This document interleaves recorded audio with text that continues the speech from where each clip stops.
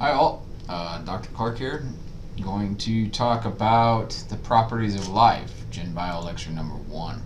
Okay, so what I want to talk about today is basically the definition of biology. And so when you look at the definition of biology, it is the study of life. Well, first, in order to understand biology in general, well, we have to understand what makes something alive. So why would we call a pile of rocks or a mountain not alive, a bird, okay, like this hummingbird, alive, or something in between, like this picture of this virus? Viruses are sometimes considered alive and sometimes not considered alive. So we're going to address these issues: what makes something alive, and how we define whether something is alive. So we're going to look at the properties of life. Okay? So again, biology is the study of living things. We know that living things are diverse. Okay? About 1.5 million species have been described to date. There's estimates, of 8 million species, 13 million species, a couple 100 million species. We know that we have not categorized nearly even half the number of species on the planet, okay? With huge numbers of bacteria, protozoans, even fungi, okay? Probably insects being left to describe. Now, things like mammals and birds, we're pretty excited when we discover a new mammal or bird, but things like fish, plants, insects, we discover them quite often. Now, if you're a fisheries scientist, you're pretty excited about discovering a new fish, but overall,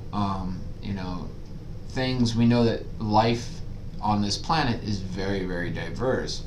Okay? So the one thing that we can say, and we'll get to this point, or kingdoms, in a little bit, okay, is that the organisms on the planet can be arranged based on their similarities, and so we can start grouping them. It's much like having file folders for your different courses or for your life, and you can arrange them and put all things that have mammary glands in one group, which we would call mammals, okay? And everything that has feathers in another group, which we would call birds. But we can do that even more broad. We can say everything that has this type of cell, okay, is going to go into the animal kingdom, and everything that has this type of cell is going to go into the plant kingdom. Okay? And so this is a much broader way to categorize different things, and it allows for scientists and just the general public to know when someone says an animal, well, what are we talking about? Okay? And we'll get to that point in later lectures. Okay, but the key thing about kingdoms, where we're going to talk about kind of being the most broad, although domains are the most broad classification, and we'll get to this, I promise. But the one thing that we can say about kingdoms is that they are very different from each other. If I tell you this organism belongs to the animal kingdom and this organism belongs to the plant kingdom, without even seeing the organism, you can just imagine that there's going to be great differences between those organisms. Okay? And we'll explore that in much greater detail. Okay? But the first thing that we need to do is we need to figure out what qualifies something as being living versus something being non-living. Okay? And I think most people, in their mind, they say, well, yeah, it's easy to say that a rock is not alive, or this cell phone is not alive, okay? And then for you to hold up, a dog and say, but this is alive, okay? But there are some other things that make living versus non-living much more difficult conversation. So we should consider a few points. Okay? And the first point that we should consider is complexity. We often think that living things are much more complex than non-living things, but really we should think, do they have to be? Can you have very simple living things? Like, can you just have a cell? Right? That's considered alive. We'll approach this. Do they have to be able to move? Right? If I tell you something like, oh yeah, that's alive, most of you, when you first hear that, you're going to say, okay, it must be able to move. Right? But when you start thinking about that, when was the last time you saw a tree move? But trees are alive. Okay? Now, yes, the branches sway in the wind and things like that, but so do some buildings. Okay? So do some signs. Okay? They move with, the wind. Okay? So movement may not be that important, okay? But maybe movement at a different level. Maybe movement of materials within the system. Okay? So movement of water, nutrients, these kind of things might be important. Okay? And the final kind of piece that I want you to consider, point-wise, okay, is, does this object that we're trying to decide whether it's living or non-living, does it respond to stimuli? Does it respond to outside forces such as temperature, precipitation, pH, okay, these kind of things, wind, touch, these kind of things. Okay? Now that doesn't necessarily mean that it's alive. Okay? Some people would say, well, a touch screen on an iPad responds to stimuli, right? It responds to you touching it. Okay? This is true. It's been programmed to do so. Okay? Doesn't make it live, okay, but it does make it that it responds to stimuli. So consider the points. Okay? That doesn't mean that these are what makes something alive, but these are points that most people would consider when they're basing whether something is alive or not living. Okay? But the key point to all this is when we define something as either being alive or not alive, it needs to be exclusive. Okay? So the properties have to be exclusive to all living things. Okay? So complexity, movement, response to stimuli are not necessarily good points, although those are points that we often consider. Okay? But when we define something, we need to define it purely based on exclusive things. Okay? Everything that's alive has these features. Okay? So let's go through those. The basic properties of life. Okay? First property, they have to have cellular organization. Okay? And that doesn't mean that they have to have multiple cells, okay? But they have to be comprised of at least one cell. There's lots and lots of organisms on this planet. Okay? Probably when it's all said and done, there's way more organisms that only have one cell than organisms that have multiple cells. Okay?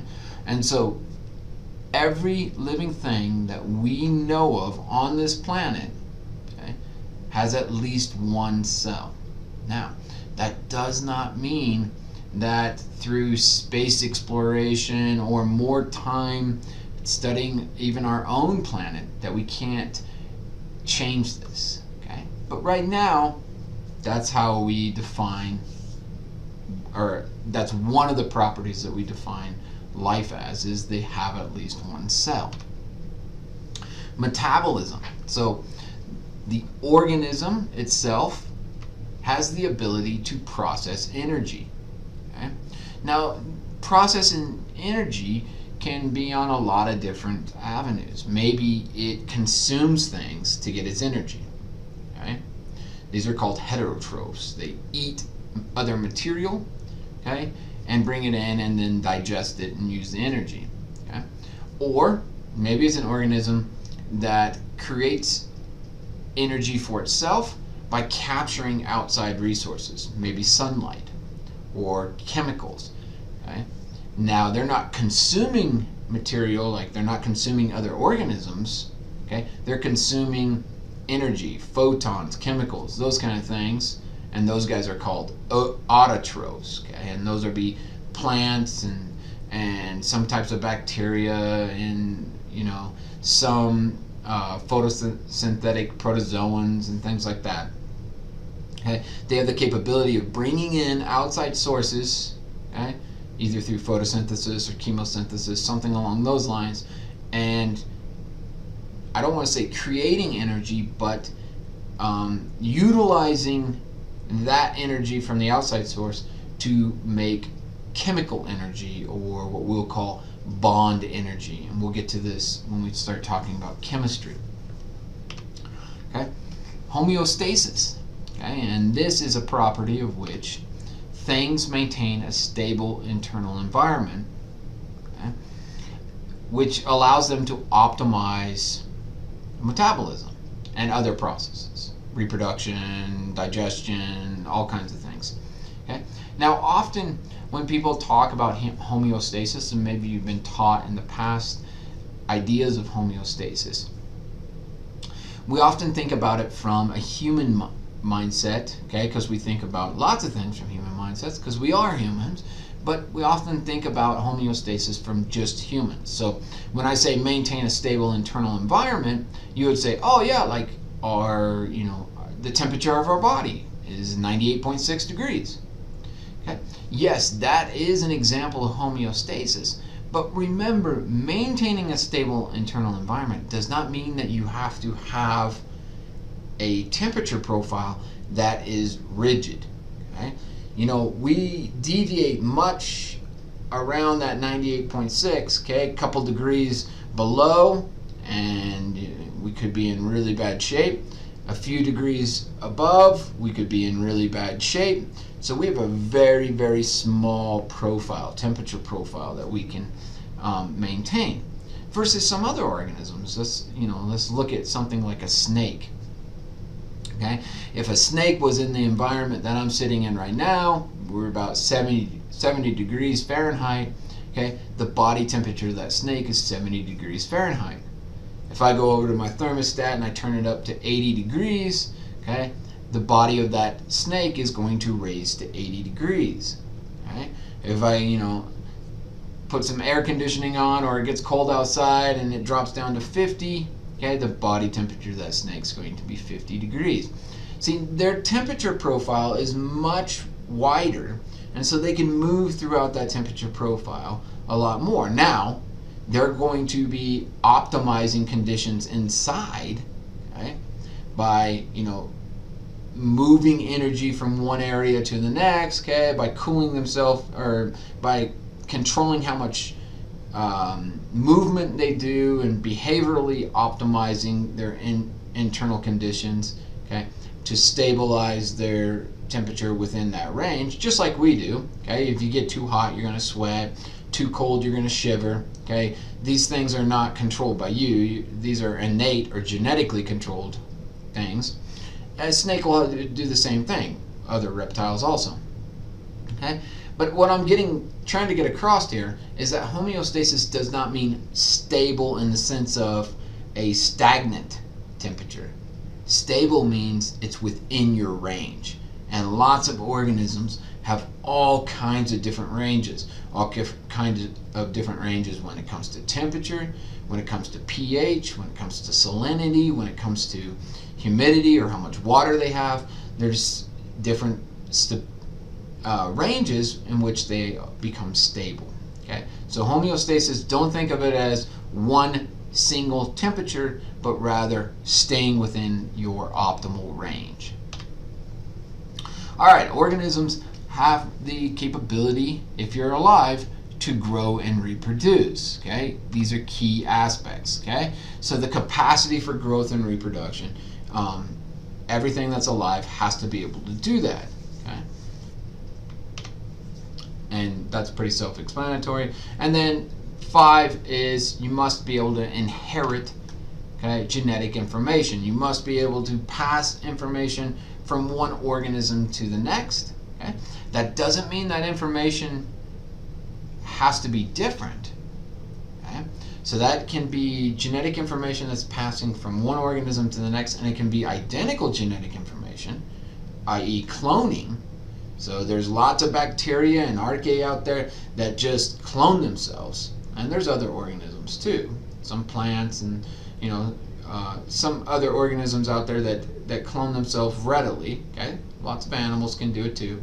Okay, but the genetic information is still being passed, whether it's changed or not. Okay, it's being passed from one organism to another organism. Okay, so parent to offspring. Okay. Now, based on those 5 things, are viruses alive? Okay, that's a question that often you get, and you'll hear this. Okay, it's fall right now, so. Well, it doesn't matter if it's fall or spring. I mean, in Wyoming, whenever you're close to, outside of really the summer, okay, you have lots of fluctuations in temperature, and with fluctuations in temperature, our bodies fluctuate, and we get more exposure to viruses and bacteria and things like that.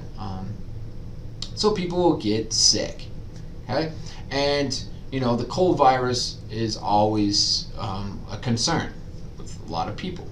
And so maybe you'll get a shot, okay, like the flu shot. Okay? And so you go to a clinic or whatever and get a flu shot, and a lot of times they will tell you, okay, we're going to inject the dead virus into you. Okay? They use that term, dead virus. So that would assume, or you would assume as, a lay person or somebody that's studying biology now, that the virus was once alive. Okay? So are viruses alive? I get this question a lot. Well, we can first start looking at their life cycle. Okay? So this is what we call a bacteriophage virus. Okay? And so you can see here that the bacteriophage is coming in. Okay? This is a bacteria, okay? And this is the virus. It comes in and it has DNA itself, and it injects its DNA into the bacteria. So the viral DNA is coming into the bacteria, okay? And then once the DNA leaves the virus can then disassociate, or it can just stay on there. Okay? But the DNA goes in, it encounters the DNA of the bacteria, it gets incorporated with the DNA of bacteria. We'll approach this in more detail, but for right now, that's the knowledge that you need to know. It gets incorporated into the chromosome or DNA of the bacteria. In doing so, when that bacteria multiplies, it multiplies the viral DNA also. Okay? And so the virus is being replicated inside the bacteria. When that happens, the building blocks for the virus are being made based on the DNA. Okay? And you get new bacteriophages that occur, are built, okay, inside this bacteria, and then eventually that bacteria is lysed, or something occurs so the viruses can escape out of the bacteria. Okay, so based on that, now you know the life cycle of a typical virus. Okay? Are they alive? Okay. So let's look at the components of viruses. First of all, viruses have no resemblance to a cell, and they lack any real mechanisms to make proteins. Okay? Now they could have a protein associated with them. Often they steal that from the host cell, but they do have DNA or RNA, so they have information carrying molecule. Okay? Remember, one of the 5 things, really 2 of the 5 things that you have to have is you have to be able to inherit DNA or RNA, some genetic material, and you have to be able to pass that on through reproduction. Okay, so they do have that capability. You just saw their life cycle. They inject their own DNA and they replicate themselves. Okay? But they have no mechanisms for synthesizing proteins. Okay? The other piece is they contain only parts that are needed to invade or control a host. Okay? So they can't reproduce on their own. So if, let's say I had in this little vial, I had the cold virus or HIV, or there's lots of different types of viruses. But let's say I had a sample of it, and that's all it was in there, just the virus, maybe some liquid, so they can exist in there. Okay? But there are no bacteria. Okay? There are no potential host cells in there. Well, if I left it sit there for, you determine the time, it doesn't really make a difference, okay? 10, 15 years, okay? The same number of virus would be today as from 10 years from now, okay? As long as there are no, outside forces being, put in there or anything like that, it stays the same. They cannot reproduce without a host, okay? So they can't reproduce alone. So here are some key points for viruses. They can't synthesize proteins, and they can't reproduce alone. Now, that would, in most people's eyes, violate them from being alive, okay? So without producing proteins, they can't really have a metabolism, okay? And homeostasis is difficult, okay? They don't have cells, okay? So they just violated a lot of the components of being alive. Now, if I told you, though, there's a professor and viral biologist named Eckhard Wimmer, okay, who has taken the genetic code for a virus, reproduced it, okay, and got the virus to reproduce all by itself. Okay, so it doesn't need a host anymore. Okay, so he recreated a virus by just looking at the DNA code. Okay, doesn't need a host cell, and he did it in like a test tube. Okay? So based on that knowledge, are viruses alive? Now that can't reproduce by themselves might be avoided. Okay? Well, it depends on who you talk to. It depends on the biologist you talk to. Majority of biologists consider viruses not to be living, but rather they are either active or inactive. Okay? But there are some biologists out there, some scientists out there, that believe as we progress that viruses, if they can reproduce on their own, they should be considered alive.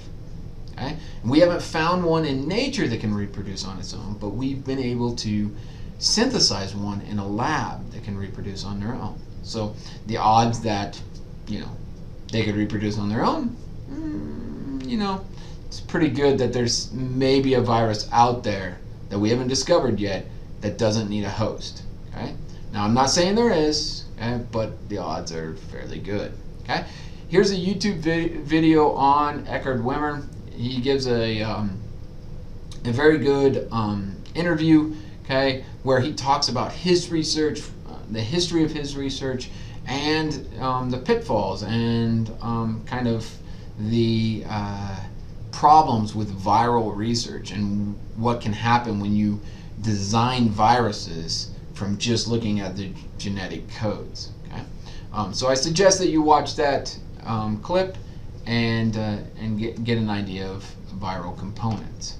Okay, the other thing is, when we look at human DNA, we're about 8% viral DNA. So when you look at the entire human genome, about 8% of our DNA is virus DNA. Now, that has, and this is kind of a newish field, okay? A newish field that people are starting to examine. Well, what does it mean to have that 8% viral DNA? Is that viral DNA remnants of a time where we might have had that virus, okay? And it got incorporated into our genome, and now we're carrying that virus's genome with us? Okay? What's going on here? So from an evolutionary point of view, having viral DNA suggests that, and we're not the only organism, all organisms have viral DNA, okay? It suggests that viruses have been around for hundreds of millions of years, and they might be driving some evolutionary components, more than we give them credit for, given that we have their DNA within our body, okay? Now, a couple books and a video if you're interested. Okay, Carl Zimmer is an excellent author when it comes to scientific and more geared towards the public. He wrote a book called The Planet of Viruses. Okay, I highly suggest that you read this book. Okay, I'll put a link below. Okay, and then an excellent book by Jared Diamond, which he wrote, Guns, Germs, and Steel, about how North America was taken over and really how the world was taken over by these three things. If you don't want to read the book, National Geographic, in my opinion, did an excellent job recreating the book. Okay, and if you've never watched this, I put a link so you can purchase it. But I think you can probably watch it maybe on Netflix or Amazon or possibly even YouTube in pieces, maybe get through the entire series. Both pieces of literature and media are excellent if you want to learn more about viruses. Okay. All right, so when we look at that piece, and now, I'm going to approach it from viruses are not alive, okay, because they do violate, a few of the 5 things that we would consider, things must have to be alive. Okay, but when we consider something alive, it's not just enough to consider it alive. We also need to consider, well, how is it organized? Okay, what level of organization can we move through? So there are lots of ways at which we can organize life, okay? And there's lots of ways in which life interacts at many different levels, okay? And so often we call this the hierarchy of organization of life. And as we move from very simplistic pieces, which we would consider simplistic as a biologist, and we move our way up, life gets more and more complex. Okay? So if we look at cells, cells are less complex than, say, the organism that would have those cells. So maybe you have muscle cells and fat cells and nerve cells, okay, in the organism. Okay? But the organism itself is also less complex than, say, the population, so all of one species. Okay? And so this is what I'm talking about when we talk about hierarchy levels. Okay? We're going from something very simplistic to something very complex. And that is exactly how this course is situated and designed. We're going to start very simple, and we're going to build on these simple ideas and simple concepts, okay, till we get to something that is very, very complex, but is built from all these smaller building blocks. Okay? So we can start at a cellular level, where we're talking about atoms and molecules and macromolecules and organelles and cells. Okay? And so a lot of this is beginning, okay, what we're going to talk about, chemistry and macromolecules and the cells, and then we'll move to organisms, okay, where we might talk about tissues or organs or an organ system, okay, and then an organism, okay, like this, Brant canadensis or the Canada goose, okay.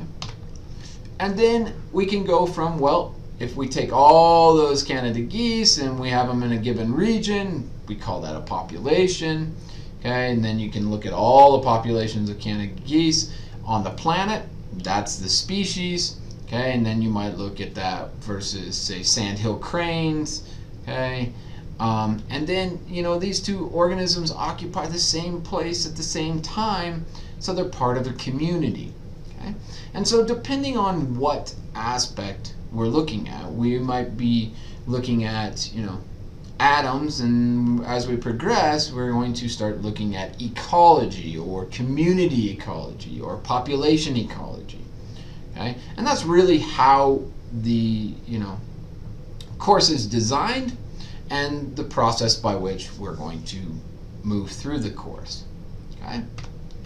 So back to kingdoms. Okay? So 6 kingdoms. Archaea, bacteria, those guys are what we call prokaryotic kingdoms. They do not have a true nuclei. Okay? They still have DNA, okay, or RNA in some cases, but they do not have a true nuclei. Okay, and they have no organelles. We'll come back to this when we start talking about cells. Then we have Protista, fungi, plantae, and animalia. Okay, those are what we call eukaryotic kingdoms, and those are grouped because they all have a true nucleus, okay, and often have some type of organelle associated with them, at least one, if not a lot more than one. Okay, and so we're going to approach this. We'll talk lots of different processes, whether I talk about reproduction or whether I talk about how energy is obtained. I'll talk about it from a prokaryotic, so archaea and bacteria point of view, and a eukaryotic, protista, fungi, plantae, and animalia point of view. Okay? All right, with that being said, okay, join me for the next session. And we'll start diving in to a little bit more on how scientists think and how scientists do biology. Okay, peace out. Have a good one.